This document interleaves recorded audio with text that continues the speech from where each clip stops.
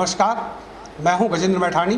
पहाड़ भारत के लिए आज हम फिर एक नए मुद्दे के साथ यहाँ पर इकट्ठा हुए हैं और इस बार हम खासकर छात्रों को लेकर यहाँ पर बहस करने वाले हैं कि कोविड-19 के बाद क्या असर शिक्षा के क्षेत्र में देखने को मिला है और इस सारी तमाम बहसों, मुद्दों और छात्रों की समस्याओं को लेकर हमारे साथ यहाँ पर मौजूद हैं गढ़वाल केंद्रीय विश्वविद्यालय के छात्र संघ अध्यक्ष अंकित रावत और छात्र संघ के ही महासचिव प्रदीप सिंह रावत और अखिल भारतीय विद्यार्थी परिषद के संदीप राणा। इस बार सबसे बड़ी बात एक अहम गढ़वाल केंद्रीय विश्वविद्यालय के साथ यह भी देखने को मिली है कि देश के 40 जो विश्वविद्यालय हैं उन विश्वविद्यालयों में 5वें स्थान पर गढ़वाल केंद्रीय विश्वविद्यालय की रैंकिंग मिली हुई है। एक प्रकार से ये छात्रों के लिए खुशी का माहौल भी हो सकता है, लेकिन कोविड-19 के कारण जो समस्याएं देखने को मिली हैं, छात्रों के एग्जामों पर असर पड़ा है और तमाम तरह से छात्रों पर असर देखने को मिला है। इन सारे मुद्दों को लेकर आज हम यहाँ पर बहस करेंगे और मैं सबसे पहले छात्र संघ के अध्यक्ष अंकित रावत जी से ये जानना चाहूँगा कि किस तरह से कोविड-19 की वजह से असर देखने को मिला है। आप सभी को मेरा नमस्कार। पहाड़ भारत को मैं बहुत बहुत धन्यवाद अदा करता हूं जिन्होंने अपने चैनल में मुझे बुलाया। पहले तो कोविड-19 के दौर पे ये गढ़वाल विश्वविद्यालय की परीक्षाएं होना तय हुई हैं। जो फाइनल सेमेस्टर के छात्र हैं उन सभी की परीक्षाएं होनी है पूरे उत्तराखंड में या पूरे भारत में।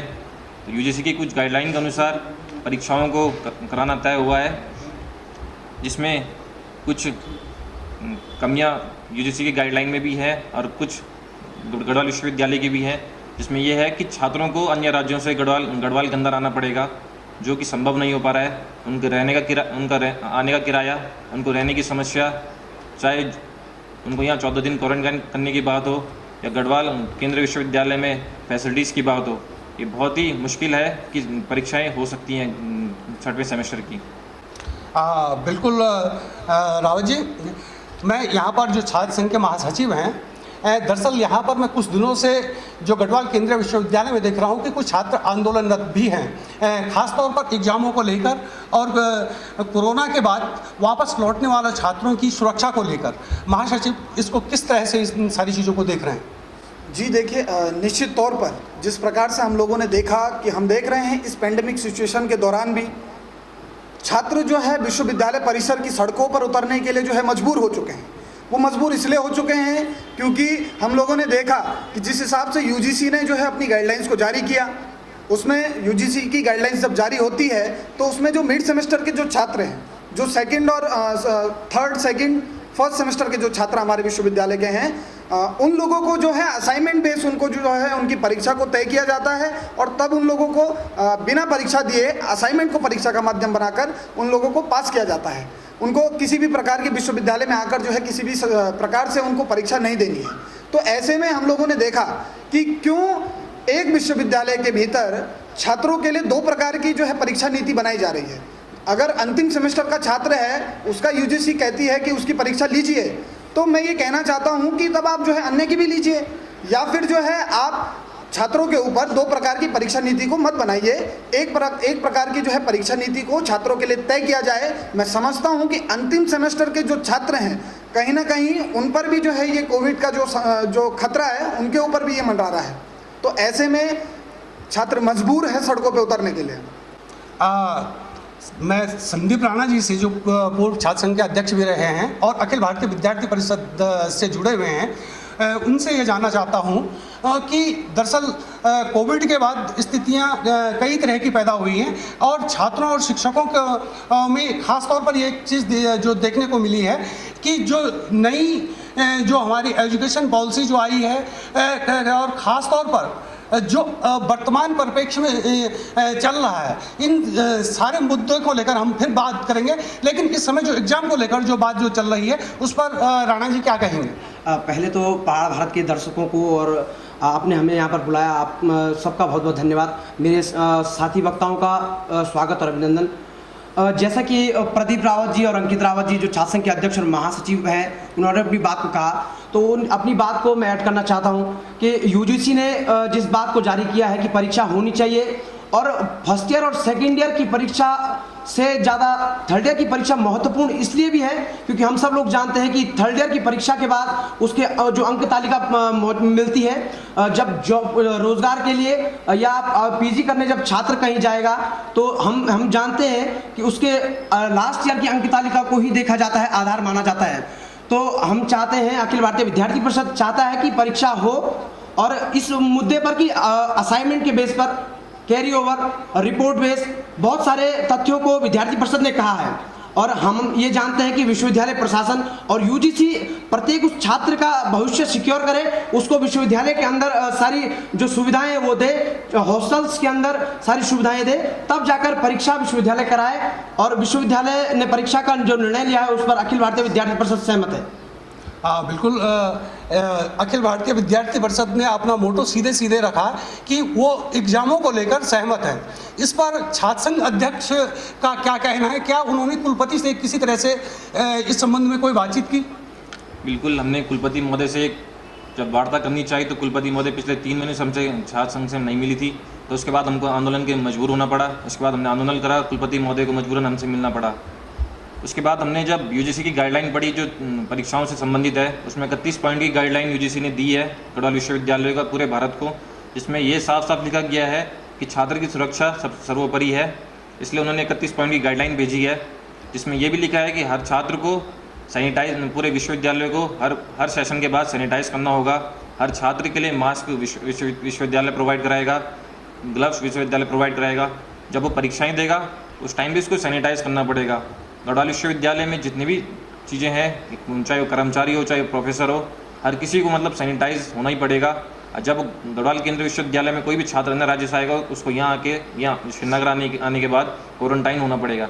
अगर हम माने अगर एक हॉस्टल में 100 बच्चे रहते हैं और एक कमरे में अगर 2 छात्र रहते हैं तो उन 2 छात्रों को एक साथ कैसा रखा जाएगा? क्योंकि जब क्वारंटाइन होता है तो एक कमरे में एक ही छात्र को रख सकते हैं। तो इस वजह से भी हमने गढ़वाल विश्वविद्यालय कुलपति को बोला था कि मजबूरी छात्रों की समझो कि आप इतने सारे छात्रों को कहाँ क्वारंटाइन कर पाओगे। बिल्कुल, अभी गढ़वाल केंद्रीय विश्वविद्यालय जो विश्वविद्यालयों की जो रैंकिंग हुई है उसमें 5वें स्थान पर है और 5वां स्थान बहुत ही अहम स्थान रहता है। मैं छात्र संघ महासचिव से यह जानना चाहता हूँ कि गढ़वाल विश्वविद्यालय केंद्रीय विश्वविद्यालय बनने के बाद और अब जब सीधे सीधे देश के 40 विश्वविद्यालयों में से 5वीं रैंकिंग इस विश्वविद्यालय की आई हुई है, ऐसे में शिक्षा की गुणवत्ता और विश्वविद्यालय की कार्यशैली में क्या कोई अंतर आप देखने को मिला है? महासचिव रावत जी। जी, पहले तो जो है मैं पहाड़ भारत के माध्यम से जो 5वां रैंक हमारे विश्वविद्यालय को मिला है, मैं सभी छात्र छात्राओं को और विश्वविद्यालय परिवार को जो है इसके लिए शुभकामनाएं प्रेषित करता हूं। वास्तव में हम लोगों के लिए जो है ये बड़े ही गर्व की बात है, बड़े ही सम्मान की बात है कि 5वां रैंक जो है हमारे विश्वविद्यालय को अभी मिला है रैंकिंग में। पर मेरे हिसाब से मैं ये कहना चाहता हूँ कि शिक्षा की जो गुणवत्ता है विश्वविद्यालय के भीतर, कहीं ना कहीं उसमें एक बहुत बड़े परिवर्तन की आवश्यकता है। गेस्ट फैकल्टी डायरेक्ट जो है बच्चों की क्लासेस को ले रहे हैं, ये सरासर जो है कहीं ना कहीं बच्चों के भविष्य के साथ जो है ये एक बहुत बड़ा खिलवाड़ विश्वविद्यालय के द्वारा किया जा रहा है। जब विश्वविद्यालय के भीतर तमाम प्रोफेसर जो है नियुक्त हैं, तो आखिर ऐसी क्या विडंबना है कि वो प्रोफेसर जो है उन छात्रों की क्लासेस को नहीं ले पा रहे हैं? ऐसी क्या विडंबना है कि एक दिन में गेस्ट फैकल्टी जो है प्रोफेसरों से भी जो है ज़्यादा क्लासेस को ले रहा है? तो कहीं ना कहीं इसमें निश्चित तौर पर जो है शिक्षा की गुणवत्ता में फ़र्क आएगा और कहीं ना कहीं गुणवत्ता जो है कम होती दिखेगी, क्योंकि एक जो एक्सपीरियंस होल्डर जो हमारे प्रोफेसर हैं, यदि वो जो है छात्र को शिक्षा देते हैं और एक जो अभी स्कॉलर हैं अगर वो या गेस्ट फैकल्टी में हैं वो शिक्षा देते हैं, तो निश्चित ही जो है अनुभव की कमी कहीं ना कहीं इन दोनों में हमें देखने को मिलेगी और जिसका सीधा सीधा असर छात्रों की शिक्षा पर, उनकी पढ़ाई पर जाएगा। संदीप राणा जी, आप बताएं कि किस तरह से इसकी गुणवत्ता और कार्यशैली में आप अंतर देख रहे हैं? देखिए, पहले तो केंद्रीय गढ़वाल विश्वविद्यालय के समस्त छात्र छात्राओं को, शिक्षकों को और कुलपति महोदय, रजिस्ट्रार महोदय, सबको मेरी ओर से बधाइयाँ। लेकिन ये बधाइयाँ तब ज़्यादा साबित होंगी जब हम चाहते हैं कि NIRF नेशनल इंस्टीट्यूशनल रैंकिंग इन फ्रेमवर्क में हमारा उच्च स्थान आएगा। हम जानते हैं कि तब तक नहीं खुलेंगे शिक्षा के द्वार, जब तक नहीं खुलेंगे शिक्षा के द्वार, तब तक बंद रहेंगे बद्री केदार। ऐसे नारों के साथ साथ हमारे पूर्वजों ने इस गढ़वाल विश्वविद्यालय को बनवाया है। तब तक के संघर्ष को और आज तक का जो हमने संघर्ष देखा है, बहुत सारे छात्र नेता निकले, बहुत सारे छात्र नेता आज संसद की सीढ़ियों तक गढ़वाल केंद्रीय विश्वविद्यालय से गए हैं। और जैसे कि शिक्षा का मुद्दा था, धीरे धीरे आगे बढ़ा। CBCS जब से आया है, चॉइस बेस्ड क्रेडिट सिस्टम, तो छात्र शायद आज सेमेस्टर सिस्टम को समझ नहीं पा रहा है। छात्र, शिक्षक और कर्मचारी तीनों इस सिस्टम को समझने में फेल है। हमने अखिल भारतीय विद्यार्थी परिषद ने प्रांत जो स्टेट यूनिवर्सिटियां उनके लिए यह अभियान चलाया था, जिसमें कि हम सफल हुए। और आज आप उसका परिणाम ये देखेंगे कि श्रीदेव सुमन जो राज्य विश्वविद्यालय है, वहाँ ईयरली एग्जाम होंगे। तो ये बहुत बड़ी जीत विद्यार्थी परिषद की थी। और हमारी जो CBCS को लेकर राष्ट्रीय लेवल पर भी हम इसमें चर्चा करेंगे। और नई शिक्षा नीति जो आई है, उसकी भी पूरे देशवासियों को शुभकामनाएं, जिसमें कि आगे छात्र छात्राओं का भविष्य और संवरेगा। अध्यक्ष जी, आपकी बड़ी अहम जिम्मेदारियां हो जाती हैं केंद्रीय विश्वविद्यालय में, क्योंकि पूरा छात्र समूह और पूरे छात्रों का जो दल है और जो तमाम संगठन छात्रों के हैं, उनकी निगाहें आप पे लगी होंगी। आप किस तरह से इसकी गुणवत्ता और कार्यशैली को देख रहे हैं, खासतौर पर केंद्रीय विश्वविद्यालय बनने के बाद? केंद्रीय गढ़वाल विश्वविद्यालय बनने के बाद जब मैंने 2014 में गढ़वाल विश्वविद्यालय में प्रवेश लिया था, उस टाइम पे हम ईयरली में पढ़ते थे, मतलब साल में एक ही बार पेपर होते थे। जब 2015 में मैंने प्रवेश लिया, तब से CBCS लागू हो गया था। उस टाइम में BJP की सरकार थी, स्मृति ईरानी जी MHRD मिनिस्टर थी। उन्होंने फॉरेन में जो कोर्सेज चलते थे, वहाँ भी CBCS चलता है। उन्होंने सीधे यहाँ पूरे भारत में CBCS को पूरे छात्रों के ऊपर थोप दिया, जो आज तक 5 साल बाद भी कोई छात्र इस चीज़ को समझ नहीं पाया है। CBCS आने के बाद गढ़वाल विश्वविद्यालय में एक नया सॉफ्टवेयर डिज़ाइन हुआ, जिसमें सीधे क्रेडिट चढ़ते हैं और पॉइंट्स के आधार पर छात्र का मार्कशीट बनती है। पर आज तक ये समझ नहीं आया कि सॉफ्टवेयर में बहुत सारे छात्रों का भविष्य भी बर्बाद किया है, क्योंकि बहुत सारे छात्र जो भी परीक्षाएं देते हैं, उनकी एब्सेंट आ जाती है, किसी की जीरो आ जाती है। इस चीज़ को भी आज तक गढ़वाल विश्वविद्यालय का भी सुधार नहीं कर पाया है। आपका कहने का मतलब यह है कि कोई खास बदलाव देखने को नहीं मिला है, और जब गढ़वाल विश्वविद्यालय था, वही स्थितियां लगभग आज के दिन पे केंद्रीय विश्वविद्यालय में भी देखने को मिल रही हैं। मैं खास तौर पर अब महासचिव से यह जानना चाहूँगा कि जो गढ़वाल केंद्रीय विश्वविद्यालय का जो प्लेसमेंट विभाग जो है, उस प्लेसमेंट विभाग से आप कितना संतुष्ट हैं? ये कितने बच्चों को अभी तक प्लेसमेंट कर पाया या नहीं कर पाया, कितना आप संतुष्ट हैं? जी देखिए, ऐसा है कि जिस प्रकार से हम लोगों ने देखा कि हमारा ये पहले जो है महाविद्यालय था, और उसके बाद जो है इसको सेंट्रलाइज किया गया, तो कहीं ना कहीं जब ये सेंट्रलाइज हुई, तो उसके साथ साथ जो तमाम जो आंदोलन हमारे पूर्वजों ने किए थे, जो जन भावनाएं सेंट्रलाइज होने के बाद हमारे विश्वविद्यालय के साथ जुड़ी, तो कहीं ना कहीं सबके माँ बापों की जो है अपेक्षाएं, उम्मीदें ज़्यादा बढ़ी कि वास्तव में आज अगर सेंट्रलाइज यूनिवर्सिटी हो चुकी है, तो हर किसी का पहला मकसद यही था कि मैं अपने बच्चे को गढ़वाल केंद्र विश्वविद्यालय में पढ़ने के लिए भेजूं। सेंट्रलाइज यूनिवर्सिटी हो चुकी है, तो उसको प्लेसमेंट भी अच्छा मिलेगा। सेंट्रल लेवल पे उसको जो है नेशनल लेवल पर, इंटरनेशनल लेवल पर जो है छात्रों को प्लेसमेंट मिलेगा। अब मैं ये कहना चाहता हूँ कि समय समय पर आर्यन छात्र संगठन के द्वारा भी, व्यक्तिगत मैंने अपने कार्यकाल में भी माननीय कुलपति महोदय, प्लेसमेंट इंचार्ज और तमाम इन आला अधिकारियों से बातचीत की कि आखिर ऐसा क्या है कि हम अपने विश्वविद्यालय के भीतर जो है हर साल प्लेसमेंट के लिए आप लोगों के पास जो है रिक्वेस्ट करने के लिए आते हैं। तो कहीं ना कहीं मैं समझता हूँ ऐसे में ये विश्वविद्यालय की जो है जो उन्होंने उनका पढ़ाने का जो तरीका है, इस पर कहीं ना कहीं प्रश्न खड़ा करता है। जो स्किल डेवलपमेंट जो विश्वविद्यालय को छात्रों को करना चाहिए, इस पर जो है ये प्रश्न खड़ा होता है कि आखिर क्यों विश्वविद्यालय होने के बावजूद भी, एक केंद्र विश्वविद्यालय होने के बावजूद भी विश्वविद्यालय जो है छात्रों को प्लेसमेंट जो है मुहैया नहीं करवा पा रहा है। इसमें कहीं ना कहीं मैं समझता हूँ कि विश्वविद्यालय पूर्ण रूप से नाकाम है।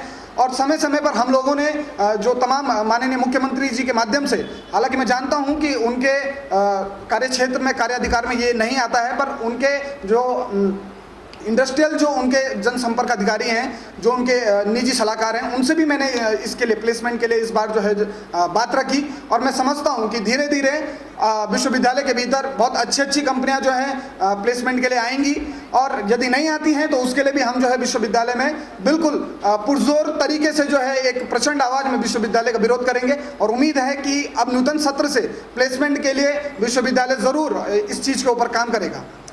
बिल्कुल प्रदीप जी, दरअसल प्लेसमेंट को लेकर कई तरह की बातें सामने आ रही हैं, और आप लोग छात्र संघ में हैं, और छात्र संघ की भी जिम्मेदारी बनती है कि वो छात्रों की बात को विश्वविद्यालय प्रशासन तक पहुंचाए और शासन प्रशासन तक पहुंचाए। हमारे जो जय हो ग्रुप के भी हैं और छात्र संघ के अध्यक्ष भी हैं प्रदीप रावत जी, अंकित रावत जी, कृपया आप बताएं कि किस तरह से आप इस प्लेसमेंट को देख रहे हैं।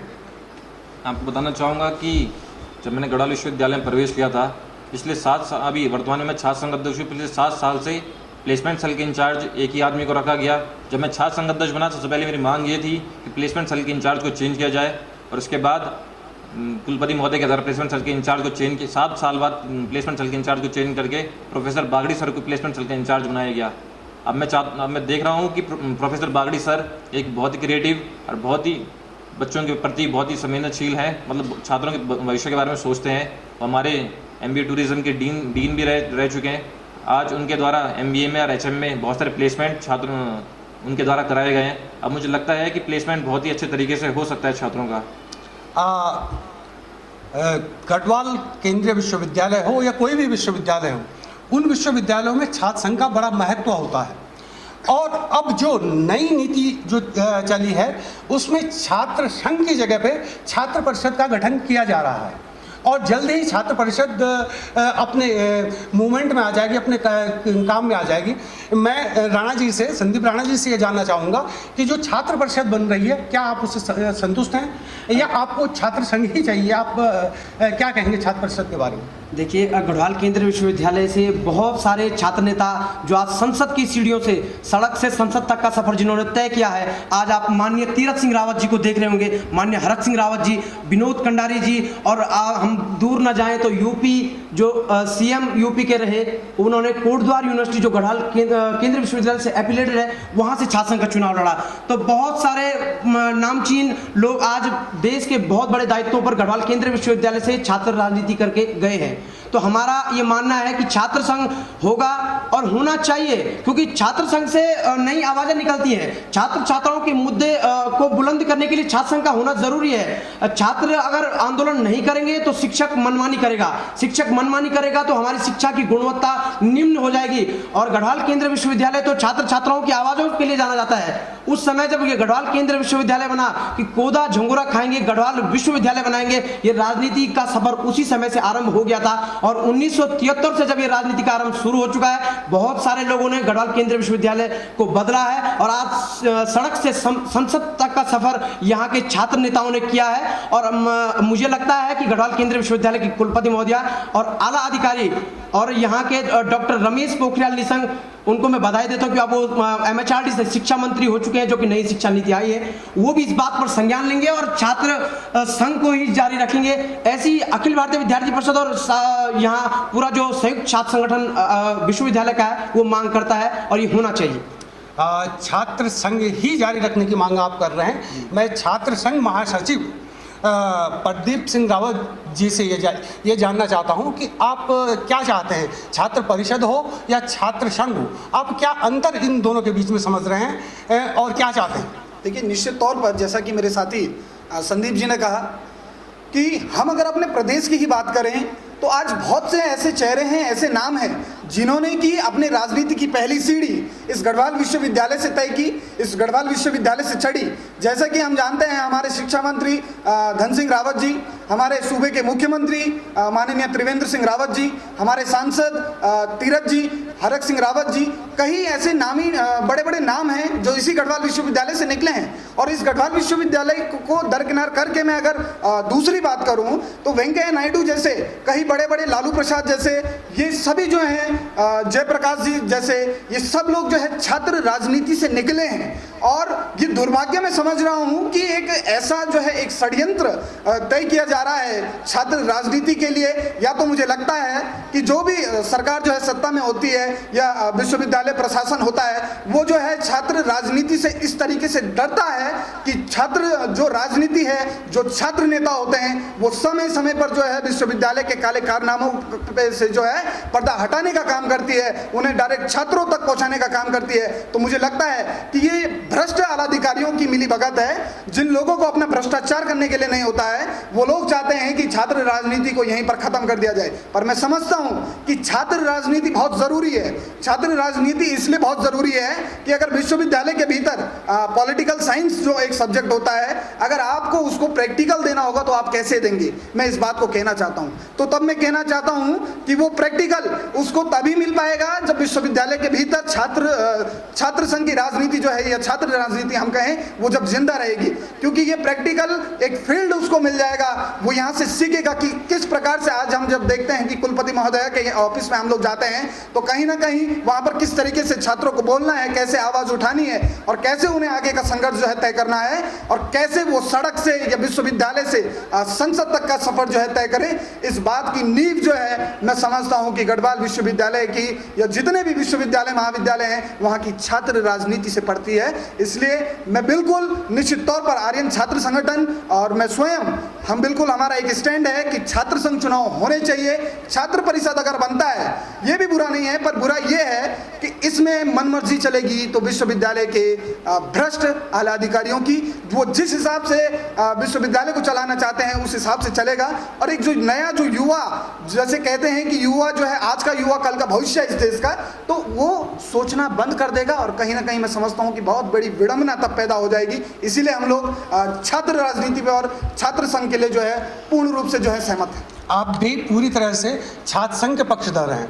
मैं अध्यक्ष जी से जानना चाहूँगा, क्योंकि आप जय हो ग्रुप के भी हैं, एक छात्र संगठन के भी हैं और छात्र संघ के अध्यक्ष भी हैं।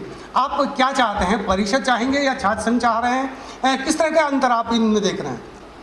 मैं तो हम छात्र संघ के पक्ष में इसलिए भी हैं क्योंकि आज तक जब से 1973 से गढ़वाल विश्वविद्यालय से केंद्रीय विश्वविद्यालय बना, या आज तक जो भी विश्वविद्यालय है उसमें छात्र संघ चुनाव ही होता है। मैं बधाई देना चाहूँगा माननीय निशंक जी को, जो उत्तराखंडी से सांसद हैं और आज शिक्षा मंत्री भी हैं। उन्होंने हमारे गढ़वाल केंद्रीय विश्वविद्यालय में परमानेंट कुलपति को भेजा। उसके बाद कुलपति महोदय का रवैया छात्रों के प्रति बहुत ही दोहरा रवैया रहा। उसके बाद जब कुलपति महोदय जब छात्रों को फेस नहीं कर पा रही है तो छात्र संघ चुनाव को बंद कराने की बात कर रही है। इसलिए स्टूडेंट काउंसिल इसलिए बनाना चाह रही है ताकि छात्र अपनी आवाज़ को ना उठा पाए, ना आंदोलन कर पाए, मतलब कोई किसी अधिकारी का विरोध ना कर पाए, तब वो अपने काम, जो अपने भ्रष्ट काम है अपने चुपचाप से कर सके। इसलिए कुलपति महोदय के द्वारा छात्र संघ चुनाव को बंद कराने की मुहिम बार बार छेड़ी जा रही है। ठीक है अध्यक्ष जी, मैं संदीप राणा जी से जानना चाहता हूँ कि जैसे कि अभी अध्यक्ष जी ने कहा है कि कुलपति का रवैया ठीक नहीं है छात्रों के साथ। मैं यही बात आपसे पूछना चाह रहा हूँ कि छात्र प्रतिनिधियों छात्र संघ के साथ किस तरह का व्यवहार कुलपति महोदय का है और आप क्या चाहते हैं कि किस ढंग का व्यवहार उनका छात्रों के साथ होना चाहिए? देखिए, हम सब लोग जानते हैं कि गढ़वाल केंद्रीय विश्वविद्यालय में छात्र संघ चुनाव होता है और चुनाव में जब 15,000 छात्र अपने छात्र प्रतिनिधि को चुनते हैं तो 15,000 छात्रों की आवाज़ बनकर एक छात्र नेता, अध्यक्ष, महासचिव और बाकी के जितने भी दायित्व हैं वो आते हैं। उनके साथ जैसे कुलपति महोदया के पास अगर जाएंगे तो कुलपति महोदया का रवैया बिल्कुल नकारात्मक रहता है। और हम सब लोगों ने देखा कि किस तरीके से गढ़वाल केंद्रीय विश्वविद्यालय के छात्र नेता जब अपनी आवाज़ को बुलंद करने कुलपति महोदया पर जाते हैं तो जो वो नकारात्मक आश्वासन देती है तो उसके जो हथकंडे वो अपनाती हैं, उसके लिए गढ़वाल विश्वविद्यालय का छात्र नेता और वो छात्र संघ के अध्यक्ष, महासचिव और प्रत्येक जो चुन कर आया है उसके पास भी बहुत सारे ऑप्शन होते हैं। हमारे पास बहुत सारे छात्र ऐसे हैं जिन्होंने गढ़वाल केंद्रीय विश्वविद्यालय से राजनीति का सफर, छात्र राजनीति से सफर करके संसद तक गए हैं। हम अपनी आवाज को वहां तक पहुंचा सकते हैं। हम अगर कुलपति महोदया की तारीफ कर सकते हैं तो हम उनको उस कुर्सी से उखाड़ भी फेंक सकते हैं, क्योंकि अगर छात्र छात्राओं के मुद्दों के लिए आप लड़ नहीं सकते, आप उत्तराखंड के एकमात्र उत्तराखंड के इसी केंद्रीय विश्वविद्यालय से आप प्रोफेसर रही है, यहाँ का भविष्य, यहाँ की भौगोलिक परिस्थितियां आपने देखी है। अगर आप यहाँ का भविष्य तय नहीं करेंगी, आप यहाँ के लोगों के लिए सोचेंगी नहीं, इस गढ़वाल केंद्रीय विश्वविद्यालय के लिए नहीं सोचेंगी, तो आप किसके लिए सोचेंगी? हमारा अखिल भारतीय विद्यार्थी परिषद का साफ स्टैंड ये रहा है, कुर्सी पर कोई भी अधिकारी हो, अगर वो हमारी बात को नहीं मानता है, छात्र संघ की बात को नहीं मानता है, छात्र छात्राओं की आवाज को दबाने की बात करता है, तो उसको कुर्सी से उखाड़ फेंकने के लिए अखिल भारतीय विद्यार्थी परिषद और यहाँ का जो छात्र संघ है वो काबिल है। हम उसको, और जितने भी अधिकारी, हमारा कुलपति कोई हमारा कोई पर्सनली उनसे कोई दुश्मनी नहीं है, हमारी उस कुर्सी की लड़ाई है। अगर वो हमारे साथ और छात्र छात्राओं के मुद्दे पर बात करने को तैयार है, उनको सॉल्व करने के लिए तैयार है, तो अखिल भारतीय विद्यार्थी परिषद और छात्र संघ उनका सम्मान करता है। लेकिन अगर वो अड़ियल रवैये पर रही तो छात्र संघ को और विद्यार्थी परिषद को अड़ियल रवैया अपनाना बहुत तमीज से आता है। महासचिव किस तरह से इन सारी चीज़ों को देख रहे हैं? जी बिल्कुल, पहले तो यह है कि गुरु का हम सम्मान करते हैं और ये हमारे संस्कारों में भी है। तो मैं सिर्फ इतना कहना चाहता हूँ कि माननीय जो अभी हमारी कुलपति महोदय हैं, ये पहले हमारे यहाँ पर जो है प्रोफेसर पद पे थी, हम गुरु का बिल्कुल आदर करते हैं, पर अब जब हम लोग, क्योंकि छात्रों ने हम पर जो है एक विश्वास किया है और एक विश्वास इस रूप में किया है कि हम लोगों को उनका प्रतिनिधित्व करने का जो है एक मौका दिया, तो ऐसे में विश्वविद्यालय के जो भी आला अधिकारी होंगे, चाहे वो कुलपति महोदय हैं चाहे रजिस्ट्रार हैं, यदि देखिए वो छात्र विरोध नीतियों पर काम करेंगे तो निश्चित तौर पर जो है छात्र संघ पुरजोर विरोध करेगा। और समय समय पर देखने में भी आया है माननीय कुलपति महोदया, ये जो है हम लोगों को बड़ी खुशी हुई जब वो कुलपति बनी, पर देखने को मिला कि जन भावनाओं का सम्मान जो है बिल्कुल भी यहाँ पर नहीं हो रहा है, छात्रों के हितों का सम्मान बिल्कुल भी यहाँ पर नहीं हो रहा है, छात्रों के हितों के लिए बिल्कुल भी यहाँ पर नहीं सोचा जा रहा है। तो इस बात का मैं विरोध करता हूं और मैं समझता हूं कि जरूर जो है कुलपति महोदय को छात्रों के हित की नीति को बनाने का जो है काम शुरू करना चाहिए, अन्यथा जो है विरोध जरूर होगा। अगर हम लोग किसी के बनने पर उन्हें फूल का गुलदस्ता दे सकते हैं, उनको बधाई दे सकते हैं, तो उनका विरोध करने में, उनका मुर्दाबाद करने में भी आर्यन छात्र संगठन और छात्र संघ बिल्कुल पीछे नहीं रहेगा। अगर आप सही काम कर रहे हैं तो हम आपके सही काम को सही कहने की हिम्मत रखते हैं, और अगर आप गलत काम कर रहे हैं तो आपके गलत को गलत बताने की हिम्मत भी हम लोग रखते हैं। इसीलिए छात्र संगठन भी जरूरी है, और यही जो हकीकत है आज वर्तमान समय में विश्वविद्यालय की है कि आला अधिकारी सब जो है आप छात्र संघ की बिल्कुल भी सुनने को तैयार नहीं है, एक अड़ियल रवैये पर जो है वो लोग खड़े हैं। बिल्कुल सही राव जी। दरअसल मैं एक जुनून जो स्थानीय मुद्दा जो है उसको लेकर बात करना चाहूँगा, खास तौर पर छात्र संघ से, क्योंकि जो यहाँ पर जो ये विश्वविद्यालय, केंद्रीय विश्वविद्यालय है, इस विश्वविद्यालय में देश भर के तमाम स्टेटों के छात्र यहाँ पर पढ़ने को आते हैं। जम्मू कश्मीर से लेकर कन्याकुमारी तक जगह जगह के यहाँ पर छात्र केंद्रीय विश्वविद्यालय बनने के बाद यहाँ पढ़ने आ रहे हैं। लेकिन यहाँ पर छात्रावास की व्यवस्था जो देखने को मिली है, काफ़ी कम व्यवस्थाएं यहाँ पर छात्रों को छात्रावास को लेकर देखने को मिली है। क्या छात्र संघ ने कभी छात्रावास को बढ़ाने की बात की? किस तरह से इसको आप देखते हैं कि किस तरह से छात्रों को परेशानियां यहाँ पर हो रही हैं? छात्र संघ अध्यक्ष जी से मैं निवेदन चाहूँगा कि आप बताएं। बिल्कुल, छात्र संघ हमेशा छात्रों की समस्याओं को लेकर कार्यरत रहता है। छात्र संघ ने यह मांग भी की थी कि एक गर्ल्स हॉस्टल और बढ़ाया जाए।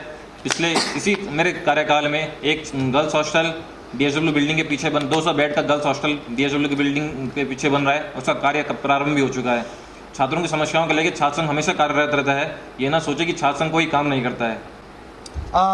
राणा जी आप बताएं छात्रावास को लेकर। देखिए, यहाँ पर चौरास कैंपस में और बिरला कैंपस में हमारे पास बहुत सारे छात्रावास हैं, लेकिन अभी हाल ही में एक बड़ा 200 बेड का गर्ल्स हॉस्टल हमारे जो यूनिवर्सिटी है उसके पीछे बनने जा रही है। चौरास में भी श्रीदेव सुमन एक नया हॉस्टल बना है, लेकिन हॉस्टल की तमाम सारी लड़ाइयों को लेकर 2009 से जब से केंद्रीय विश्वविद्यालय बना है, हमारे अखिल भारतीय विद्यार्थी परिषद के पूर्व में तमाम पदाधिकारी गढ़वाल केंद्रीय विश्वविद्यालय में रहे।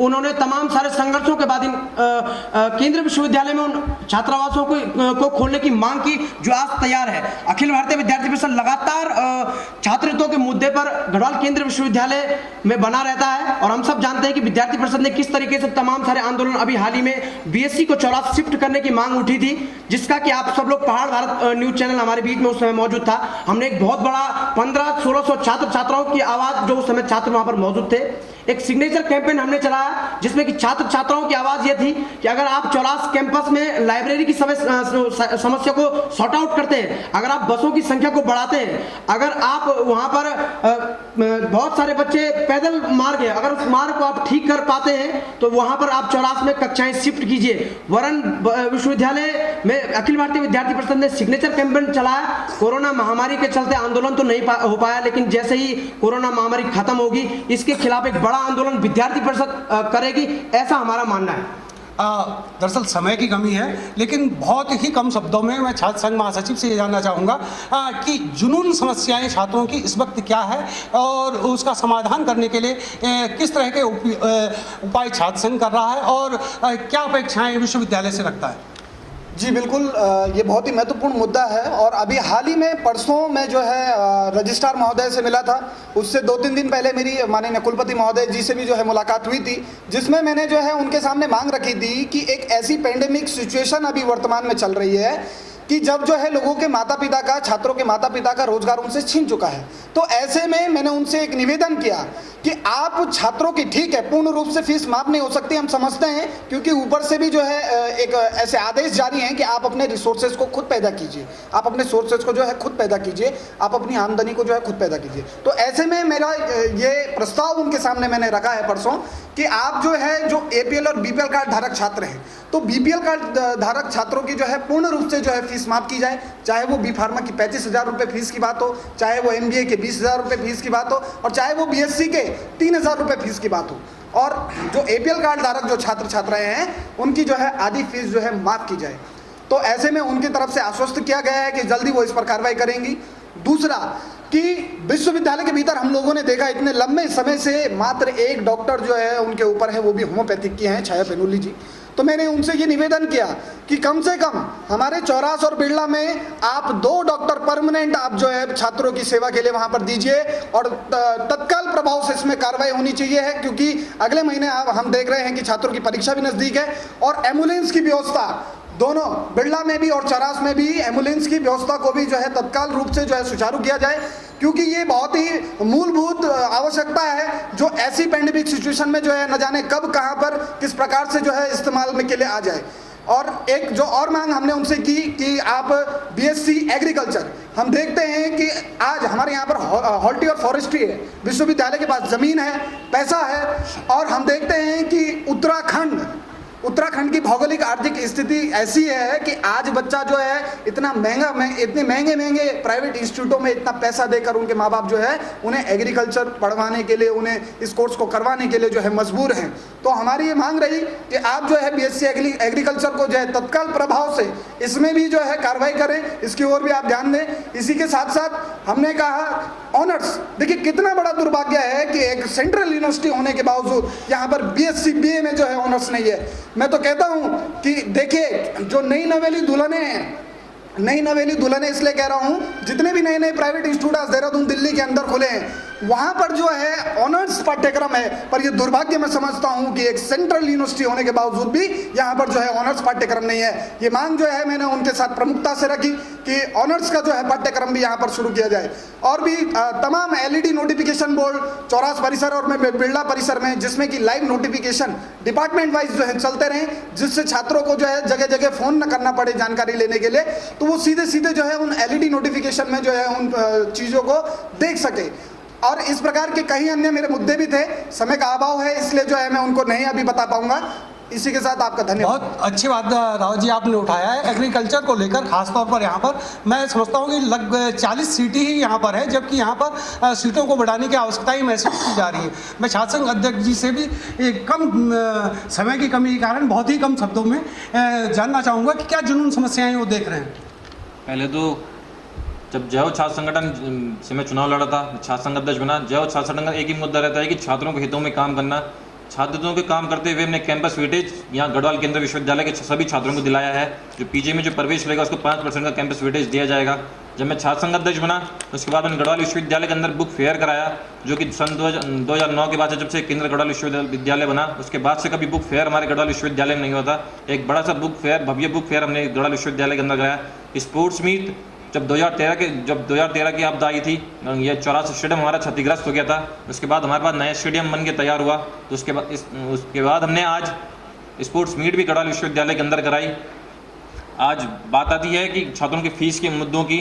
तो छात्रों की जो फ़ीस है उसको भी हमने 640 रुपये हर प्रत्येक छात्र की फ़ीस माफ़ करने के लिए हमने एक कमेटी भी बन चुकी है। उसका कल निर्णय उस कमेटी का आएगा, जिसमें 640 रुपये छात्र संघ फीस हो गई, कल्चरल एक्टिविटीज़ की फ़ीस हो गई, स्पोर्ट्स फीस हो गई और मैगजीन फ़ीस हो गई, जो छात्रों से ली जा रही थी। इस साल क्योंकि छात्र संघ चुनाव कराना या कल्चरल एक्टिविटीज़ कराना या मैगजीन की फ़ीस ये सब पॉसिबल नहीं था, इसलिए उस फीस को माफ़ किया जाए। छात्रों के ऊपर जो बर्डन पड़ रहा था उसको कम किया जाए, इसलिए वो फीस माफ़ कराने का हमने कुलपति महोदय से रिक्वेस्ट की थी। और आज वो कल उस कमेटी का डिसीजन आएगा, जिसमें ये आश्वासन मिला है कि उस फीस को माफ़ किया जाएगा।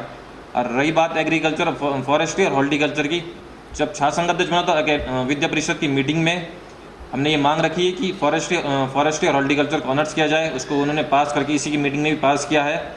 और जो फॉरेस्ट्री एमएससी फॉरेस्ट्री और हॉर्टिकल्चर है उसको एग्रीकल्चर की मान्यता भी दी जाएगी। ये बात भी हमने एसी की मीटिंग में रखी थी, जो इसी में पास हो चुका है। आज मैं बधाई देना चाहूँगा सभी छात्राओं को फॉरेस्ट्री हॉर्टिकल्चर के कि उनका ऑनर्स और एग्रीकल्चर दोनों एक साथ हमने अपने कार्यकाल में पूरा कराया है। राणा जी आप बताएं क्या जुनून समस्याएं आप देख रहे हैं। जैसे कि प्रदीप रावत जी ने और अंकित रावत जी ने दोनों को फीस माफ़ी की बात की। 2013 में उस समय के विद्यार्थी परिषद के महासचिव रहे रितांशु कंडारी जी ने, जब केदारनाथ आपदा आई तो बहुत सारे छात्र गढ़वाल केंद्रीय विश्वविद्यालय में पढ़ते थे, तो रितांशु कंडारी जी ने अभी विद्यार्थी परिषद के जो कार्यकर्ता और महासचिव रहे, उन्होंने मात्र 10 रुपये की पर्ची कटाकर छात्र का दाखिला केंद्रीय विश्वविद्यालय में कराया। तो हम जानते हैं कि इस समय भी कोरोना जैसी महामारी में पूरे देश भर में ऐसी समस्याएं आन पड़ी हैं। हम चाहते हैं कि केंद्रीय गढ़वाल विश्वविद्यालय के कुलपति महोदया और रजिस्ट्रार महोदया छात्र छात्राओं के इस फीस के मुद्दे पर उनकी फीस कटौती की जाए। बहुत सारे ऐसे परिवार हैं जिनके रेडी ठेले या बहुत सारे होटल में जिनके परिवार जिनका गुजारा उसी से चलता था, तो बहुत सारे परिवारों पर इसका असर पड़ा है। तो फीस का जो मेनली मुद्दा फीस का है समस्त छात्र संघ का और विद्यार्थी परिषद का। दूसरा जो मुद्दा था, आपने अखबार के माध्यम से देखा होगा कि विद्यार्थी परिषद ने एग्रीकल्चर को लेके कुलपति महोदया को हमने परसों ज्ञापन भी दिया और कहा कि एग्रीकल्चर पहले तो एग्रीकल्चर गढ़वाल केंद्रीय विश्वविद्यालय में खुलना चाहिए। बाबा फरीद जैसा इंस्टीट्यूट देहरादून में है जहां पर न इंफ्रास्ट्रक्चर है, आपने वहां 200 सीटें दी है, लेकिन केंद्रीय गढ़वाल विश्वविद्यालय जो पहाड़ में स्थित है और पहाड़ की भौगोलिक परिदृश्य से यहाँ पर एग्रीकल्चर खुलना चाहिए।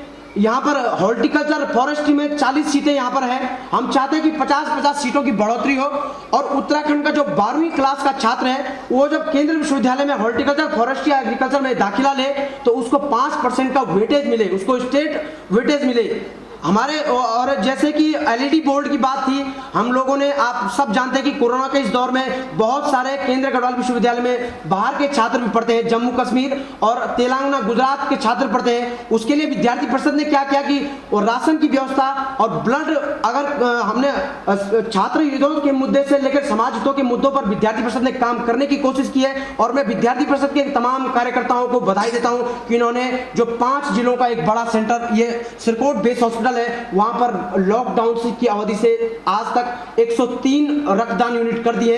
अभी हाल ही में हमने शतक पूरा किया है, जिसको कि लोगों ने बहुत सराहा। और भविष्य में भी छात्र हितों का मुद्दा हो या समाज हित का मुद्दा हो, विद्यार्थी परिषद उसके लिए अडिग तरीके से खड़ी है। मैं तमाम अपने वक्ताओं का और मुख्य तौर पर पहाड़ भारत का, जो कि हमारी समय समय पर विद्यार्थी परिषद और केंद्रीय गढ़वाल विश्वविद्यालय के छात्र नेताओं के मुद्दों को प्रखरता से रखते हैं, आपका बहुत बहुत धन्यवाद कि आपने हमें चैनल पर बुलाया।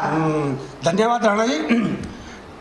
कोरोना काल के बाद हमने कोशिश की कि हम छात्रों से किसी तरह से जुड़ पाएं क्योंकि ये स्पष्ट नहीं हो पा रहा था कि छात्रों इस कोविड दौर में किस तरह से गुजर रही है, उनकी जो परिस्थितियां हैं, उनकी जो स्थितियां हैं कैसे गुजर रही हैं। और छात्र संघ को भी हमने सीधे कोशिश की कि वो छात्रों से जुड़कर अपनी बातों को रख सके कि इन 4-5 महीनों में कोरोना काल के दौरान उन्होंने क्या काम किए और क्या काम नहीं किए और छात्रों के हितों के लिए वो क्या लड़ाई लड़ रहे थे। हमारा मेन मकसद ये था। और छात्र संघ के अध्यक्ष और महासचिव के साथ ही अखिल भारतीय विद्यार्थी परिषद के प्रतिनिधि भी हमारे साथ यहाँ पर मौजूद थे और हमने पूरी कोशिश की है कि हम उन सारी बातों को छात्रों के सम्मुख रख सकें, अभिभावकों के सम्मुख रख सकें। फिलहाल इतना ही। मैं गजेंद्र मैठानी, मोहन मोंटी के साथ, पहाड़ भारत के लिए।